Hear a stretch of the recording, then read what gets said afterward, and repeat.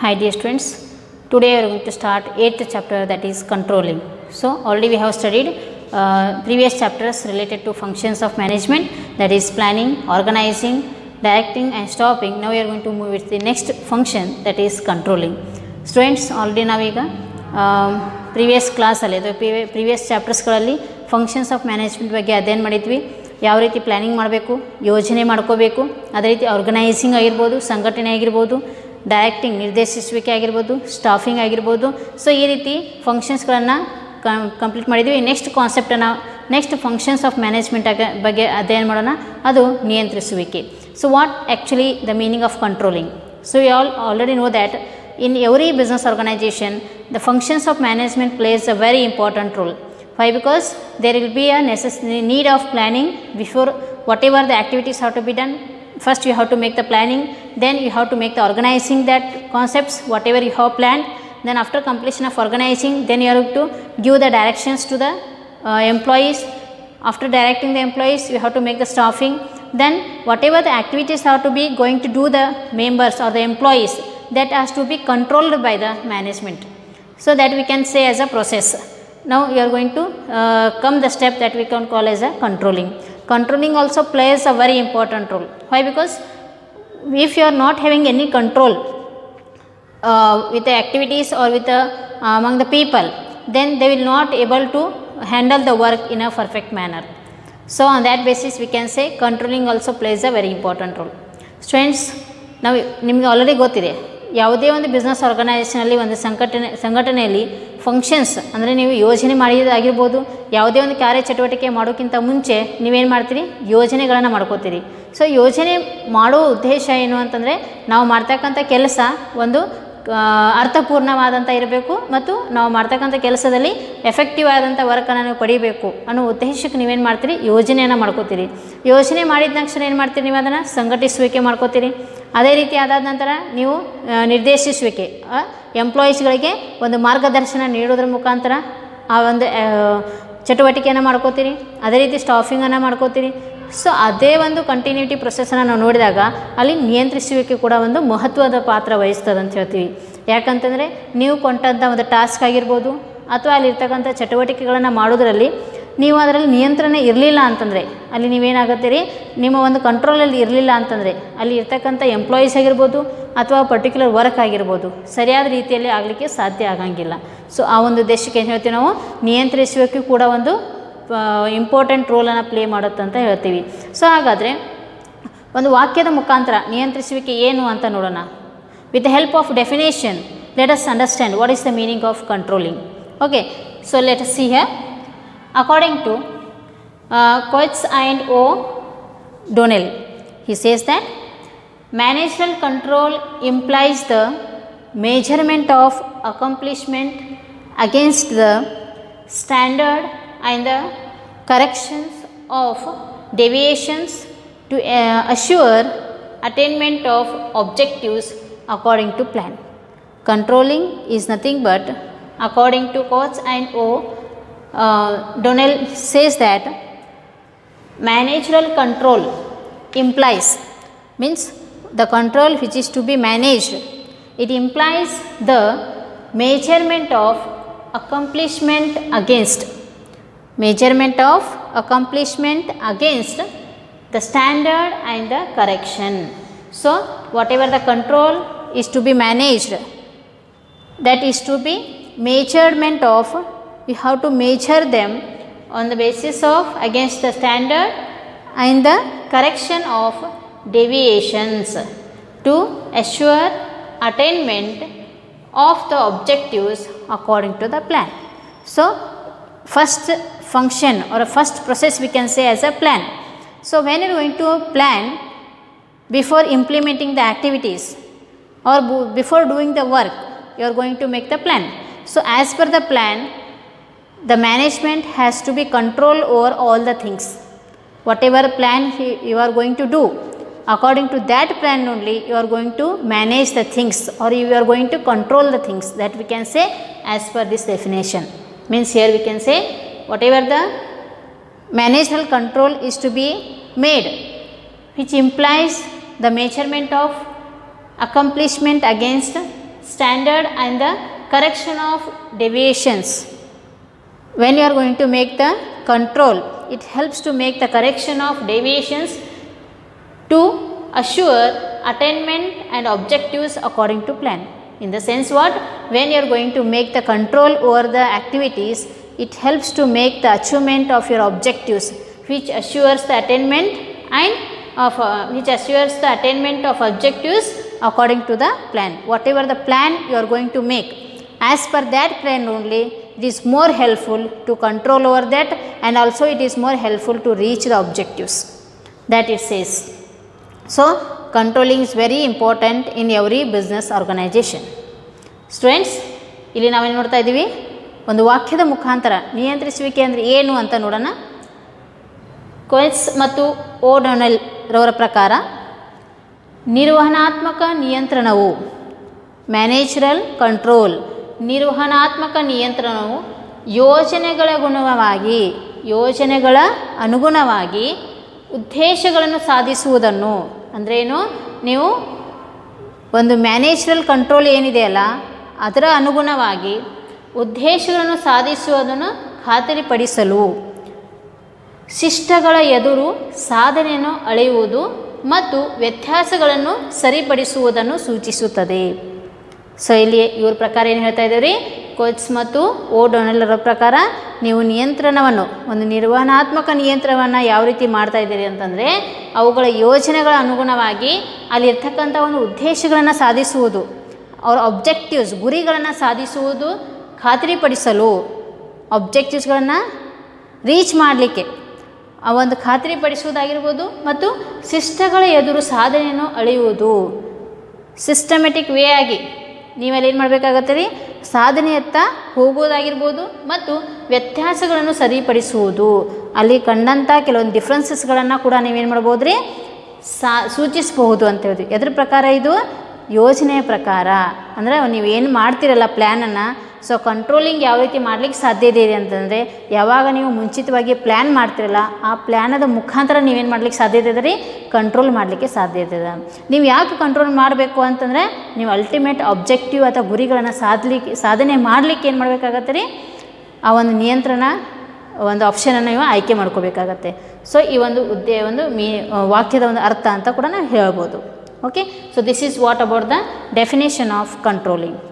So on the basis of managerial control, that it implies that we have to be measurement of accomplishment against standard, and it is more helpful to make the correction of deviations. Whatever the differences arises, it helps to make the correction. Whatever the differences arises, it helps to make the correction of that with the help of controlling, as well that it is more helpful to make the, or it is more helpful to attainment of objectives according to the plan. So whatever plan you are going to make, with the help of plan only, you are more benefited to make the control over that. This is what we can say as a controlling definition. So let us see what is the importance of controlling. ಹಾಗಾದರೆ ನಿಯಂತ್ರಿಸುವಿಕೆಯ ಮಹತ್ವ ಏನು, ಒಂದು business ಆರ್ಗನೈಜೇಷನಲ್ಲಿ ಯಾವ ರೀತಿ ನೀವು ನಿಯಂತ್ರಣ ಮಾಡಬೇಕು ಅನ್ನೋದನ್ನು ಹೇಳ್ತಿರಲ್ಲ, ಅದನ್ನು ಮಾಡೋದ್ರಿಂದ ಅದರ ಪ್ರಾಮುಖ್ಯತೆ ಏನು ನೀಡ್ತದ ಅನ್ನೋದ್ರ ಬಗ್ಗೆ ನೋಡೋಣ. So importance of controlling, when you are going to say as a controlling is also very important.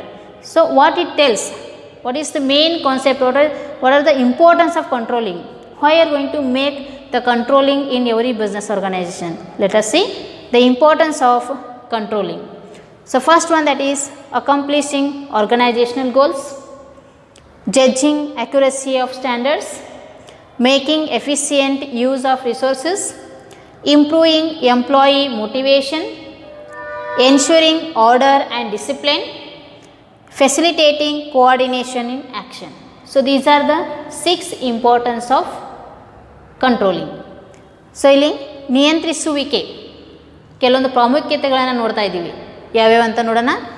ಸಂಘಟನಾತ್ಮಕ ಗುರಿಗಳನ್ನು ಸಾಧಿಸುವುದು, ಶಿಷ್ಟಗಳ ನಿಖರತೆಯನ್ನು ನಿರ್ಣಯಿಸುವುದು, ಸಂಪನ್ಮೂಲಗಳನ್ನು ಸಮರ್ಥಕವಾಗಿ ಉಪಯೋಗಿಸುವುದು, ಉದ್ಯೋಗಿ ಪ್ರೇರೇಪಣೆಯನ್ನು ಉತ್ತಮಗೊಳಿಸುವುದು, ಕ್ರಮಬದ್ಧತೆ ಮತ್ತು ಶಿಸ್ತನ್ನು ಖಾತರಿಪಡಿಸುವುದು, ಹಾಗೂ ಕಾರ್ಯದಲ್ಲಿ ಸಮನ್ವಯತೆಯನ್ನು ಸಾಧ್ಯವಾಗಿಸುತ್ತದೆ. ಸೊ ಇವಿಷ್ಟು ಏನ್ರಿ 6 ಪ್ರಾಮುಖ್ಯತೆಗಳು ಅಂತ ಹೇಳ್ತಾ ಇದ್ದೀವಿ. ನಿಯಂತ್ರಿಸುವಿಕೆಯ 6 ಪ್ರಾಮುಖ್ಯತೆಗಳು. ಹಾಗಾದರೆ ಒನ್ ಬೈ ಒನ್ ನೋಡೋಣ. Let us see one by one. First one that is accomplishing organisational goals. The first importance of controlling, that is, it is more helpful that it helps to make the achievement of organizational goals, that we can say as a accomplishment of organizational goals. When you are going to make the control over all the activities in the business organization, for example, we can say if the production department is going to produce some of the goods in a business organization, on that basis, if you are going to control over the wastage of the materials which are to be used in the process of production, it is more helpful to produce more number of goods with a less cost. It is also one of the reducing the wastage of your materials, which helps to increase the profitable goods. So on that basis we can say it is more helpful to reach the organization goal by preparing the good quality of products. It is also one of the example that we can say here. So when you are going to make the control over all the departments, if there is having a control over all the activities for a different departments, then it is more helpful to reach the ultimate goal, or we can say we can helpful to reach the objectives of the business organization. That is one of the most importance of controlling. So ಇಲ್ಲಿ ನಾವೇನು ಮಾಡ್ತಾ ಇದ್ದೀವಿ, ಸಂಘಟನಾತ್ಮಕ ಗುರಿಗಳನ್ನು ಸಾಧಿಸುವುದು ಅಂತ ಹೇಳ್ತಾ ಇದ್ದೀವಿ. So ಇಲ್ಲಿ ಸಂಘಟನಾತ್ಮಕ ಗುರಿಗಳನ್ನು ಯಾವ ರೀತಿ ಸಾಧಿಸಲಿಕ್ಕೆ ಸಾಧ್ಯತೆ ಇದೆ ಅಂತಂದರೆ, ಯಾವಾಗ ನೀವು ಆರ್ಗನೈಜೇಷನಲ್ಲಿ ನಿಯಂತ್ರಿಸುವಿಕೆ ಒಂದು ಕ್ರಮವನ್ನು ಕೈಗೊಳ್ತಿರಲ್ಲ, ಅವಾಗ ಮಾತ್ರ ಸಾಧ್ಯತೆ ಇದೆ ಅಂತ ಹೇಳ್ತೀವಿ. ಯಾಕಂತಂದರೆ ಉತ್ಪಾದನೆ ಮಾಡ್ತಕ್ಕಂಥ ಸಮಯದಲ್ಲಿ ನೀವು ಅಲ್ಲಿ ಆಗ್ತಕ್ಕಂಥ ಕೆಲವೊಂದು ವೆಚ್ಚಗಳನ್ನು ಕಂಡು ಹಿಡ್ಕೊಂಡು ಅವುಗಳನ್ನು ಕಂಟ್ರೋಲಲ್ಲೇ ತಂದ್ರಿ ಅಂತಂದರೆ ಏನಾಗುತ್ತೆ ರೀ, ಅಲ್ಲಿ ನೀವು ವೇಸ್ಟೇಜನ್ನು ಕಡಿಮೆ ಮಾಡೋದ್ರಿಂದ, ಒಳ್ಳೆ ಕ್ವಾಲಿಟಿ ಪ್ರಾಡಕ್ಟನ್ನು ಉತ್ಪಾದನೆ ಮಾಡೋದ್ರಿಂದ ನೀವೇನು ಮಾಡ್ಬೋದು ರೀ, ಅಲ್ಟಿಮೇಟ್ ಗೋಲನ್ನು ರೀಚ್ ಮಾಡಲಿಕ್ಕೆ ಸಾಧ್ಯತೆ ಆಗುತ್ತದೆ ಅಂತ ಹೇಳ್ತೀವಿ. Not only when the production department, we can take as an example of employees also. If you are going to having the control over the employees, then they can easily do the work in a correct manner, that is which helps to reach the ultimate goal also. ಉತ್ಪಾದಕತೆ ಅಂತ ಮಾತ್ರ ನಾವು ಹೇಳಿಕ್ಕಾಗಂಗಿಲ್ಲ, ಅಲ್ಲಿರ್ತಕ್ಕಂಥ workers ಎಂಪ್ಲಾಯೀಸ್ಗಳ ಮೇಲೆ ನೀವು ನಿಯಂತ್ರಣ ಇಟ್ಟರೂ ಕೂಡ ಏನಾಗುತ್ತೆ ರೀ, ಅಲ್ಲಿ ವರ್ಕನ್ನು ಕರೆಕ್ಟಾಗಿ ಮಾಡಲಿಕ್ಕೆ ಸಾಧ್ಯತೆ ಆಗುತ್ತೆ ಅಂತ ಹೇಳ್ತೀವಿ. ಸೊ ಇದು ಕೂಡ ಒಂದು ಪ್ರಾಮುಖ್ಯತೆ ಅಂತ ಹೇಳ್ಬೋದು. Second importance of controlling, that is judging accuracy of standards. So ಇಲ್ಲಿ ಏನು ಹೇಳ್ತಾ ಇದ್ದೀವಿ, ಶಿಷ್ಟಗಳ ನಿಖರತೆಯನ್ನು ನಿರ್ಣಯಿಸುತ್ತದೆ. So when are going to use some of the technologies in the business organisation which is more helpful to make the judgment, or you can get the accuracy of standards. Accuracy in the sense what? Accurate result of your particular work. So when you are going to make the control over all the technologies, which is more helpful to take the judgments, that we can say as the importance of controlling. ಶಿಷ್ಟಗಳ ನಿಖರತೆಯನ್ನು ನಿರ್ಣಯಿಸುವುದು, ಅಲ್ಲಿ ಇರ್ತಕ್ಕಂಥ ನೀವು use ಮಾಡ್ತಕ್ಕಂಥ technology ಆಗಿರ್ಬೋದು, ನೀವು ತೊಗೊಳ್ತಕ್ಕಂಥ ನಿರ್ಧಾರಗಳಾಗಿರ್ಬೋದು, ಅಲ್ಲಿ ನಿಖರತೆಯನ್ನು ಕಂಡ್ಕೋಬೇಕು ಅಂತಂದರೆ ನೀವಲ್ಲಿ ನಿಯಂತ್ರಿಸುವಿಕೆ ಮಾಡಲೇಬೇಕು ಅಂತ ಹೇಳ್ತೀವಿ. ಸೊ ನಿಯಂತ್ರಿಸುವಿಕೆ ಮುಖಾಂತರ ನಾವೇನು ಮಾಡ್ಬೋದು ರೀ, ನಿಖರತೆಯನ್ನು ಪಡೀಬಹುದು ಅಂತ ಹೇಳ್ತೀವಿ, ಅಕ್ಯುರಸಿಯನ್ನು ನೀವು ಪಡೀಬಹುದು ಅಂತ ಹೇಳ್ತೀವಿ. ಸೊ ಅಲ್ಲಿ ನಿಮ್ಮದೇ ಆದಂಥ ಒಂದು ಜಜ್ಮೆಂಟನ್ನು ತೊಗೊಳ್ಳಿಕ್ಕೆ ಹೆಲ್ಪ್ ಆಗುತ್ತೆ. ಸೊ ಆ ಒಂದು ಉದ್ದೇಶಕ್ಕೆ ಹೇಳ್ತೀವಿ ಕಂಟ್ರೋಲಿಂಗು ಕೂಡ ಈ ಒಂದು ಮುಖಾಂತರ ಅಂದರೆ ಏನು, ಶಿಷ್ಟಗಳ ನಿಖರತೆಯನ್ನು ನಿರ್ಣಯಿಸುವುದರ ಮುಖಾಂತರ ಅದು ಕೂಡ ಒಂದು ಪ್ರಾಮುಖ್ಯತೆಯನ್ನು ಹೊಂದುತ್ತದೆ ಅಂತ ಹೇಳ್ತೀವಿ. Okay, when you are going to get the accuracy of the standards, with the help of this you are going to get the accurate judgment. When it is only possible when you are going to apply the controlling process. Okay, this is the second importance. Next, that is making efficient use of resources. When you are going to make the control over all the employees or all the activities in the business organization, it is more helpful, we already told that it is more helpful to reduce the cost. It helps to reduce the cost. In that sense only we can say if there is having the control, then it helps to make the efficient use of resources. There will be no misuse of any resources in business organization. If there is having the control over all the department, if the manager is going to control over all the departments, then it is possible to use the resources in an effective way. Means we cannot make any wastage of any resources. It should be utilized in a proper way. It is only possible when there will be a controlling process is to be applied. So on that basis we can say here, making efficient use of resources is only applicable when there is having the controlling process. So it plays a importance, or you can say it plays a important role. ಸಂಪನ್ಮೂಲಗಳನ್ನು ಸಮರ್ಥಕವಾಗಿ ಉಪಯೋಗಿಸುವುದು, ಅಲ್ಲಿರ್ತಕ್ಕಂಥ ಸಂಪನ್ಮೂಲಗಳ ಒಂದು ಬಳಕೆಯನ್ನು ನಾವು ಕರೆಕ್ಟಾಗಿ utilise ಮಾಡೋದಾಗಿರ್ಬೋದು, ಅದನ್ನು ಬಳಕೆ ಮಾಡೋದಾಗಿರ್ಬೋದು, ಒಂದು ನ್ಯಾಯಯುತವಾಗಿ ಬಳಕೆ ಮಾಡೋದು ಅಂತ ಹೊಂದಿರ್ಬೋದು ಅಂತ ಹೇಳ್ತೀವಿ ನಾವು. ಯಾವ ರೀತಿಯ ಸಾಧ್ಯತೆ ಇದೆ ಅಂತಂದರೆ, ಯಾವಾಗ ಅಲ್ಲಿ ನಿಯಂತ್ರಿಸುವಿಕೆ ಒಂದು ಕ್ರಿಯೆ ಇದ್ದರೆ ಮಾತ್ರ ಏನಾಗುತ್ತೆ, ಅಲ್ಲಿ ಸಂಪನ್ಮೂಲಗಳ ಬಳಕೆ ಸರಿಯಾದ ರೀತಿಯಲ್ಲಿ ಆಗುತ್ತೆ ಅಂತ ಹೇಳ್ತೀವಿ ನಾವು. ಯಾಕಂತಂದರೆ ಅಲ್ಲಿ ನಾವು ಕಂಟ್ರೋಲಿಂಗ್ ಇರಲಿಲ್ಲ ಅಂತಂದರೆ, ನಿಯಂತ್ರಿಸುವಿಕೆ ಇರಲಿಲ್ಲ ಅಂತಂದರೆ ಏನಾಗುತ್ತೆ ರೀ, ಯಾರಿಗೆ ಹೆಂಗೆ ಬೇಕು ಹಂಗೆ ಆ ಸಂಪನ್ಮೂಲಗಳನ್ನು ಬಳಕೆ ಮಾಡ್ತಾ ಹೋದರೆ ಅಲ್ಲಿ ನಮಗೇನಾಗುತ್ತೆ ರೀ, ಲಾಸ್ ಆಗೋ ಚಾನ್ಸಸ್ ತುಂಬ ಇರುತ್ತೆ. ಸೊ ಆ ಲಾಸನ್ನು ನಾವು ರಿಡ್ಯೂಸ್ ಮಾಡಬೇಕಂದ್ರೆ ಎದರಿಂದ ಸಾಧ್ಯತೆ ಇದೆ ರೀ, ಅಲ್ಲಿ ನಿಯಂತ್ರಿಸುವಿಕೆ ಒಂದು ಕ್ರಿಯೆ ಆದರೆ ಮಾತ್ರ ಅದು ಸಾಧ್ಯತೆ ಇದೆ ಅಂತ ಹೇಳ್ತೀವಿ. ಸೊ ಆ ಪ್ರೊಸೆಸ್ ಇರಬೇಕು. ಯಾಕಂತಂದರೆ ಕಂಟ್ರೋಲಿಂಗ್ ಮಾಡಲಿಲ್ಲ ಅಂತಂದರೆ ಸಂಪನ್ಮೂಲಗಳ ಬಳಕೆ ಏನಾಗುತ್ತೆ ರೀ, ಸರಿಯಾದ ರೀತಿಯಲ್ಲಿ ಆಗಂಗಿಲ್ಲ. ಸೊ ಅಲ್ಲಿ ಏನಾಗುತ್ತೆ, ಇವಾಗ ಲಾಸ್ ಆಗೋ ಚಾನ್ಸಸ್ ತುಂಬ ಇರುತ್ತೆ. ಸೊ ಆ ಒಂದು ಉದ್ದೇಶಕ್ಕೆ ಹೇಳ್ತೀವಿ, ಸಂಪನ್ಮೂಲಗಳ ಬಳಕೆ ಕೂಡ ಏನಾಗುತ್ತೆ, ಸಮರ್ಥಕವಾಗಿರಬೇಕು ಅಂತ ಹೇಳ್ತೀವಿ. ಸೊ ಆ ಒಂದು ಉದ್ದೇಶಕ್ಕೆ ನಿಯಂತ್ರಿಸುವಿಕೆ ಒಂದು ಪ್ರಾಮುಖ್ಯತೆ ಹೊಂದಿದೆ ಅಂತ ಹೇಳ್ತೀವಿ. ಸಂಪನ್ಮೂಲಗಳ ಬಳಕೆಯನ್ನು ಸರಿಯಾದ ರೀತಿಯಲ್ಲಿ ನಾವು ಉಪಯೋಗ ಮಾಡಲಿಕ್ಕೆ ಸಾಧ್ಯತೆ ಇದೆ. ಯಾವಾಗ ನಿಯಂತ್ರಿಸುವಿಕೆ ಒಂದು ಪ್ರೊಸೆಸ್ಸನ್ನು ನಾವು ಬಳಕೆ ಮಾಡಿಕೊಂಡಾಗ ಮಾತ್ರ. ಸೊ ಯಾವಾಗ ಮ್ಯಾನೇಜ್ಮೆಂಟ್ ಅವರು ಕಂಟ್ರೋಲಿಂಗ್ ಒಂದು ಪ್ರೊಸೆಸ್ಸನ್ನು ಕಂಟಿನ್ಯೂಟಿ ಮಾಡ್ತಾರಲ್ಲ, ಅವಾಗ ಮಾತ್ರ ಏನಾಗುತ್ತೆ, ಅಲ್ಲಿರ್ತಕ್ಕಂಥ ಸಂಪನ್ಮೂಲಗಳ ಬಳಕೆ ಸರಿಯಾದ ರೀತಿಯಲ್ಲಿ ಆಗಲಿಕ್ಕೆ ಸಾಧ್ಯತೆ ಇದೆ ಅಂತ ಹೇಳ್ತೀವಿ. Only it is possible when we are going to make the control over that all the activities, then it is more helpful to use the resources in a proper way. So next that is improving employee motivation. With the help of controlling, you are going to make the employees, you are going to make the development of the employees with the help of motivation.